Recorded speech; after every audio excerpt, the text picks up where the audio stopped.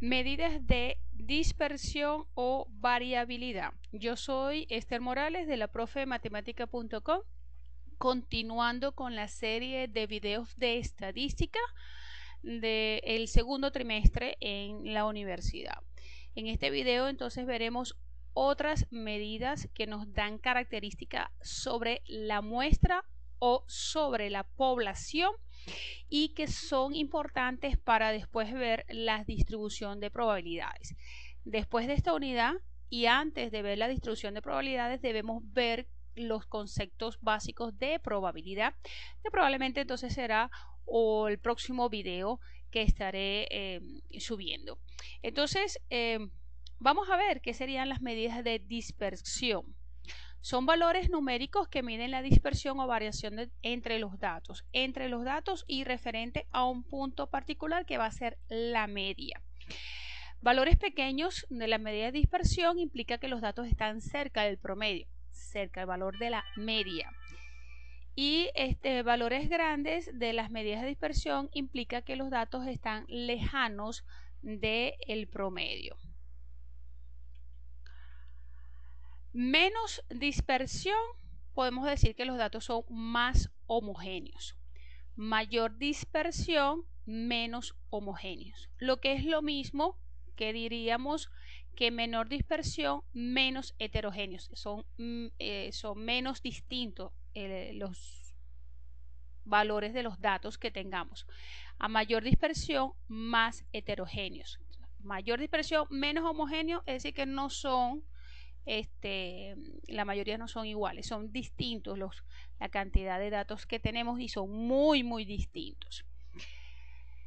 ¿Qué significa variación? Vamos a hacer brevemente una definición de lo que es variación. Se refiere a la cantidad en que los datos u observaciones varían entre sí y esta variación se puede medir y después se puede interpretar para poder entonces dar características de una población.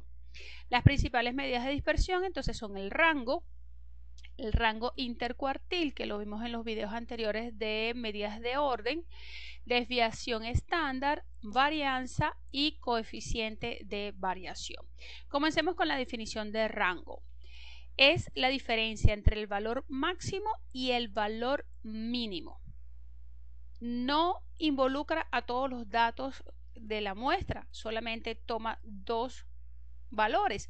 Entonces, la interpretación que le podamos dar a esta medida es un poquito, digamos, que no tan exacta para la población. El rango intercuartil entonces también involucra dos valores, es la diferencia entre el tercer y primer cuartil e indica el intervalo de valores que abarcan el 50% del total de datos y que están en el centro, ¿verdad? Es Q3 menos Q1 y podemos empezar a llamarlo entonces ahorita como IQR, rango intercuartil. La desviación estándar, una de las medidas muy utilizadas sobre todo en los trabajos de investigación, es un tipo de desviación promedio de los valores con respecto a la media y la vamos a calcular con la siguiente ecuación. S, desviación estándar, es igual a la raíz cuadrada de la sumatoria de la diferencia de los cuadrados de la diferencia del valor menos la media dividido entre n menos 1 número de datos. S entonces es la desviación estándar, X es los datos, X barra es la media y n es el número de datos. Esta sería la ecuación para calcular la desviación estándar de una muestra. La desviación estándar de una población varía un poco la ecuación porque ya la S cambia a sigma y la X barra cambia a mu para la media y ya no tendríamos n menos 1 sino simplemente n, tamaño de la población. La desviación estándar es un valor que suele ser positivo. Solo es igual a 0 cuando todos los valores de los datos son el mismo número. Los valores grandes de la desviación estándar implican mayor cantidad de variación Y la unidad de la desviación estándar es la misma de los datos. Si los datos están en metros, entonces la desviación estándar estará en metros. Si los datos están en kilos, pues en kilogramos, pues la desviación estándar estará en kilogramos. ¿Cómo calculamos la desviación estándar? Cuando tenemos una cantidad de números representativos. Primero calculamos la media. Segundo, restamos la media a cada valor individual. Tercero, elevamos al cuadrado cada una de las diferencias que hicimos en el paso 2. Cuarto, sumamos todos los cuadrados que obtuvimos en el paso 3.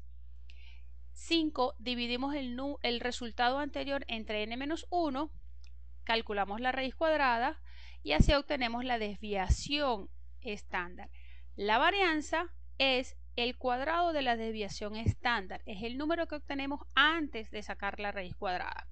Y las ecuaciones para una muestra es s al cuadrado y la ecuación para una población es sigma al cuadrado. El coeficiente de variación es un número representado en porcentaje que me hace una relación entre la desviación estándar y la media. Dividimos desviación entre media y lo multiplicamos por 100 y eso me va a dar el coeficiente de variación tanto para la muestra como para la población. En el siguiente ejemplo vamos a ver cómo calculamos paso por paso o cuáles son los pasos anteriores, lo vamos a ver con el ejemplo, ¿verdad? Para poder calcular la desviación estándar, la varianza y poder hacer un análisis de estos datos. Las edades de 20 aspirantes rectores a la Universidad Central de Venezuela son 55, 78, 50, 41 hasta 46. Caracterizar la variable usando la media, la varianza y la desviación estándar. También les daría como ejercicio adicional que trataran de hacer un diagrama de caja y bigotes de estos datos y trataran de hacer un análisis conjunto al que vamos a ver ahorita. Entonces lo primero es calcular la media, sumamos todos los datos y lo dividimos entre 20, que son 20 datos que tenemos, y eso nos da que la media es de 55,45 años. Tenemos eso por ahí. Restamos la media a cada valor individual. Entonces vamos a hacer una tabla, los datos están representados en rojo y el resultado de la diferencia, es decir, aquí vemos la media que es 55,45. Entonces el resultado de restar, vamos a marcarlo por aquí,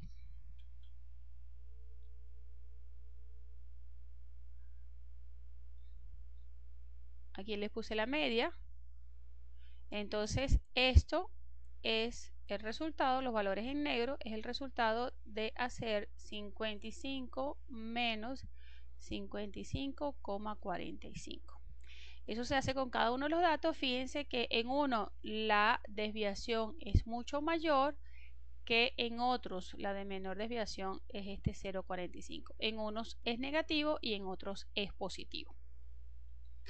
Después que hacemos eso, pasamos al segundo paso, que es al tercero, perdón, elevar al cuadrado cada una de las diferencias que obtuvimos en el paso anterior.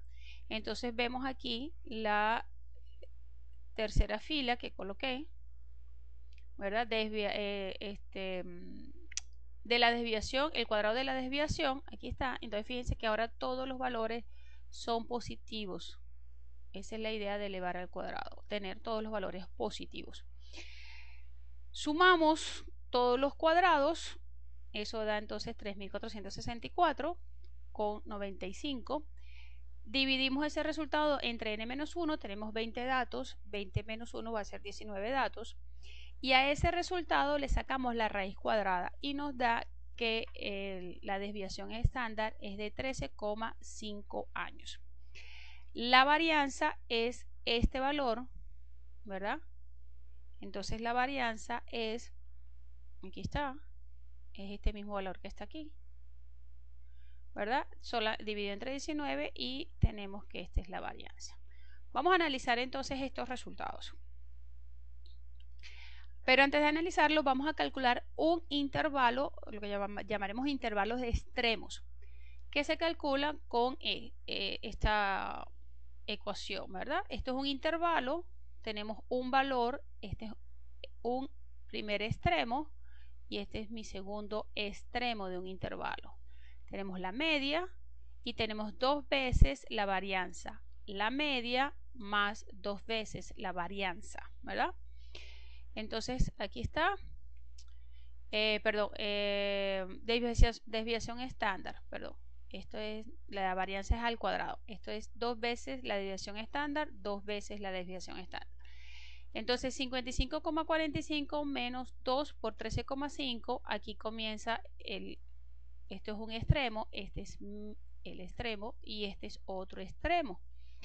La media más 2 veces la desviación estándar. Eso me da un intervalo que es de 28,45 años hasta 82,45 años. Entonces, primero, dentro de este intervalo se encuentra el 95% del puntaje. Siempre que calculemos este intervalo, en este intervalo cae el 95% de los datos. Segundo, el intervalo es grande, es de 28 años hasta 83 años. La variación entre las edades también es muy alta. Se puede decir que el 95% de los aspirantes a la rectoría de la UCB tienen edades en este rango, lo que sugiere que la edad de los aspirantes fue muy heterogénea, hay diversidad de edades, y la media no es una medida que represente bien los datos, porque hay mucha dispersión, hay muchos datos muy extremos y probablemente cuando hagas el diagrama de cajas vas a ver esa diferencia y quizás encontremos que hay muchos datos atípicos, suaves e inusuales, ¿no? El análisis de un ejercicio de varianza podemos profundizar mucho más, lo veremos en otros ejemplos, sobre todo cuando en un ejemplo en donde podamos calcular rango intercuartil, hacer una caja, hacer un diagrama, un ejemplo completo para hacer un análisis desde varios puntos de vista. Te habló Esther Morales de la profematemática.com. Recuerda dar un me gusta si esta información te fue útil o hacer cualquier comentario. Nos vemos en un próximo video.